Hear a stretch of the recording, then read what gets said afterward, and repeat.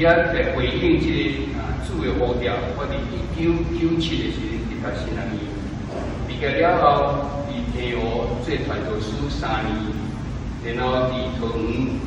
嘉南教会也来牧会，丰牧甲牧会11年。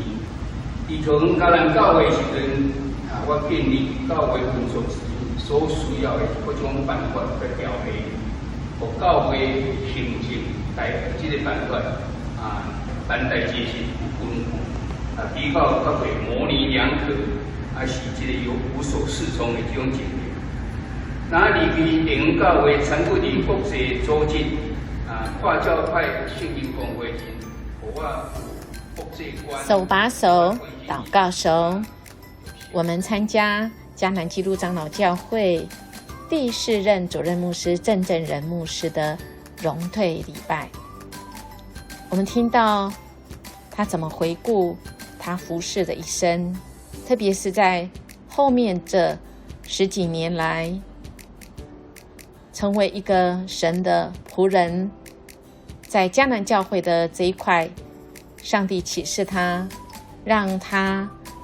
为迦南教会立下一个制度的根基。这个制度的根基，让我们到现在仍然可以按照这样子的规则来办事情。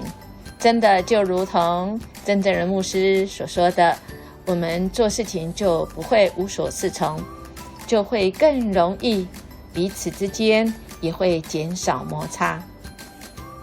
我们看到这牧师其实看起来很年轻，但他就要荣退在圣经当中有没有关于退休的记录可以说是非常少哈，但是有一处就只有一处这一处是耶和华晓谕摩西说的，针对什么人呢？是针对利未人，他们在圣幕任职的时候50岁退休，每一个25岁以上利未人在圣幕任职，那么看起来就是他可以做25年，如果他25岁就开始做最多25年那么以后呢，真的是退而不休当然他没有办法在圣幕这个做单独办事，可是他可以来协助。我们看到上帝是有次序的神，我们怎么学习有次序，在这么多的纷纷扰扰的事件当中，大家可以共同同心一意的来忠心跟随神呢？制度是很重要的，所以我们要感谢这事，在什么事上学习忠心跟随主，我们终身都是基督的门徒我们要好好尽心尽力，恳求主来帮助我们享受工作的乐趣。在家庭也一样，在什么事情上我们忠心跟随主，终身都是神合用的器皿。